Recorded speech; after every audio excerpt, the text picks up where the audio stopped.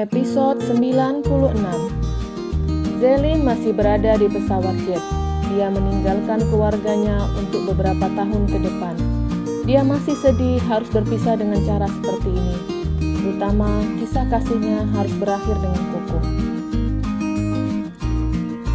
Di tempat karaoke, setelah menyepakati hukuman yang akan dijalani dua pria itu, akhirnya mereka menyalurkan hobi yang tidak pernah tersampaikan, yaitu bernyanyi. Dengan suara yang sumbang, Ziko menyanyikan lagu kesukaannya dan dilanjutkan dengan Kevin. Walaupun suara mereka hancur, tapi mereka tetap bernyanyi dengan penuh percaya diri. Dr. Diki keluar dari ruang karaoke menuju toilet. Toilet berada di ujung dan harus melewati sebuah lorong yang tidak terlalu besar. Dia berjalan menyusuri lorong dan melihat beberapa pria dan juga wanita baru selesai dari toilet. Seorang wanita yang baru melewatinya menoleh dan langsung menyapanya. "Dokter, siapa wanita itu?"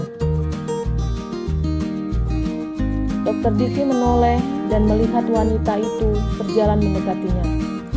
Dia mengerutkan dahinya. Menurutnya wajah wanita itu tidak asing. "Dokter, saya pasien Anda." Pelangi berujar seraya mengulurkan tangannya. "Oh ya?" ucap Dokter Diki ramah. "Dokter, boleh kita bicara sebentar?" ajak Pelangi. "Saya mau ke toilet dulu. Jika ada keluhan, bisa bilang ke saya besok." Dokter itu langsung masuk ke toilet, meninggalkan Pelangi seorang diri di lorong itu. Dr. Diki menuntaskan hasrat buang air kecilnya.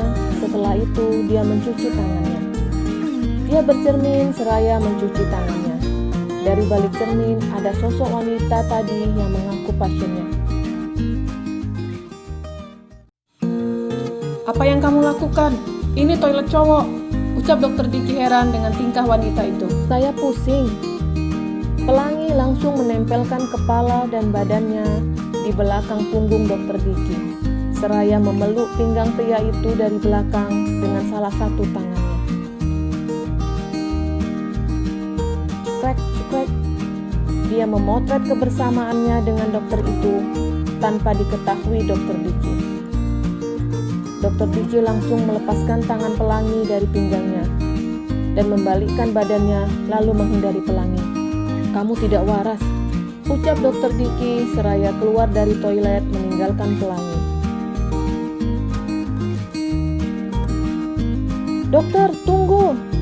Pelangi berlari mengejar dokter itu, tapi dia kehilangan jejak Diki. "Duh, kemana sih dia?" gerutu Pelangi seraya menghentakkan kakinya. Dr. Diki langsung masuk ke dalam ruang karaoke-nya. Wajahnya terlihat merah menahan amarah. "Waktu kita sudah habis, yuk balik," ucap Ziko seraya beranjak dari sofa.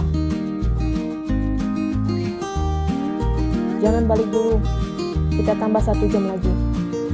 Dr. Diki mengambil telepon yang ada di atas meja. Dia menghubungi pihak karaoke untuk menambah jamnya. "Ki, aku capek," gerutu Ziko. "Ayolah, kapan lagi kita seperti ini?" Dr. Diki berujar agar menahan kedua pria itu dari ruang karaoke, karena dia yakin wanita tidak waras tadi masih berada di tempat itu yang tidak tahu ada di ruangan nomor berapa. "Sudah nyanyi lagi, kita nikmati hari ini sampai puas," ucap Dr. Diki seraya mengambil mikrofon di atas meja. Dia menyanyikan sebuah lagu yang dipilihnya secara asal. Ziko dan Kevin saling pandang, karena mereka tahu hobi Diki bukanlah bernyanyi. Setiap pergi karaoke, dokter itu tidak pernah bernyanyi, dan sekarang tiba-tiba pria itu mau bernyanyi. Kevin mendekati Ziko. "Tuan, sepertinya dokter Diki sedang bahagia," bisik Kevin. "Iya benar, kalau aku punya indera keenam, pasti di wajahnya penuh bunga," ucap Ziko seraya memperhatikan temannya bernyanyi. Mendengar ucapan bosnya, Kevin langsung mengerutkan dahinya.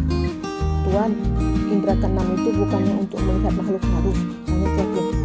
"Ah, sama itu," sahut Ziko tidak mau kalah.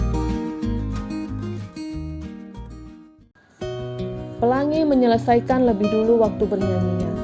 Dia memilih menunggu Dokter Diki di lobi seraya melihat foto yang barusan didapatnya. Aduh, ganteng banget, gumam Pelangi seraya memandang layar ponselnya yang ada foto dirinya dan Dokter Diki. Tiba-tiba muncul ide di benaknya.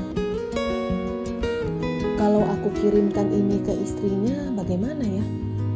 Pelangi bergumam dan membayangkan pertengkaran pengantin baru itu. Dia menghubungi eyangnya, karena hanya pria tua itu yang bisa diandalkannya. Panggilan terhubung. "Halo Eyang," ucap Pelangi dari ujung ponselnya. "Ada apa sayang?" sahut Amran dari ujung ponselnya. "Eyang bisa carikan nomor ponsel istri Dokter Diki?" tanya Pelangi. "Kenapa? Apa kamu sedang merencanakan sesuatu?" tanya Amran. Pelangi menceritakan tentang rencananya ke Amran. Dengan penuh rasa bangga, Amran semangat untuk membantu cucunya. Dia akan mengandalkan Ibu Susan, perawat senior di bagian khusus pasien dewasa. Setelah 1 jam, ketiga pria itu keluar dari ruang karaoke menuju lobi untuk melakukan pembayaran di sana. Begitu melihat Dokter Diki, Pelangi langsung beranjak dari tempat duduknya. Tapi ketika melihat sosok Ziko ada di samping pria itu, dia mengurungkan niatnya. Pelangi menutupi wajahnya dengan tas jinjingnya. Dia tidak ingin wajahnya dan keberadaannya diketahui Ziko. Setelah melakukan pembayaran, ketiga pria itu masuk ke dalam mobilnya masing-masing. "Aduh, kenapa mereka bertiga keren semua?" gumam Pelangi. "Tapi sayang udah punya istri," gerutu Pelangi lagi. Dia masih menunggu kabar baik dari eyangnya.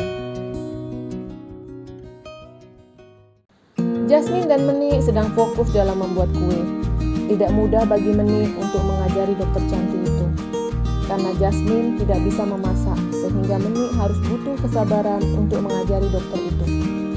Aroma lezat sudah tercium, Meni langsung membuka oven. "Wah, berhasil," ucap Jasmine senang. Meni membuka kek itu dari cetakannya dan meletakkannya di atas piring. "Apa nama kek ini?" tanya Jasmine. "Kek marmer. Ini kek yang paling gampang. Kamu bisa mencoba membuatnya lagi besok," ucap Meni.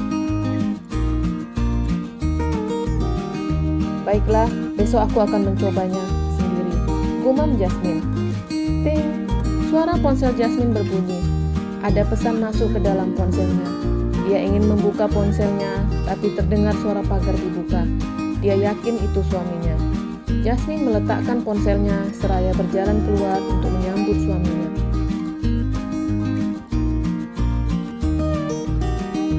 Meni mengikuti Jasmine dari belakang. Di beranda sudah ada Kevin dan Dokter Diki. Melihat ada suaminya, Meni langsung mengambil tasnya.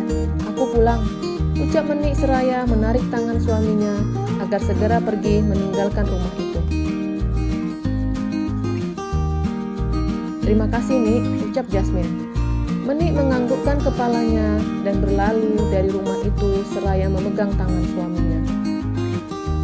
Melihat tingkah Meni seperti itu, Kevin cepat tanggap. Dia tahu jika istrinya mengkhawatirkan Jasmine.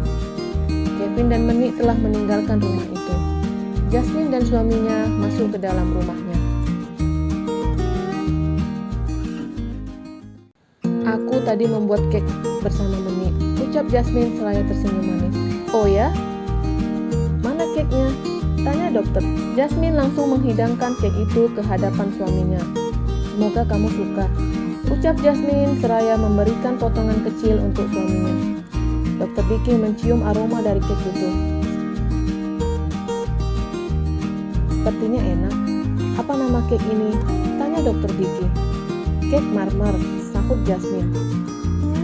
Dokter Diki langsung menikmati kek itu sedikit demi sedikit. Di bibirnya langsung menyunggingkan senyuman. "Enak," ucap Dokter Diki. Jasmine tersenyum senang karena mendapatkan pujian dari suaminya.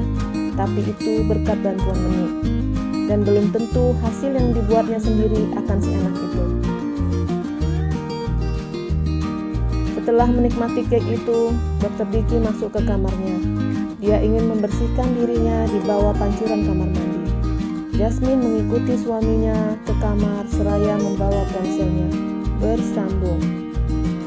Jangan lupa like, subscribe, comment, and share. Terima kasih.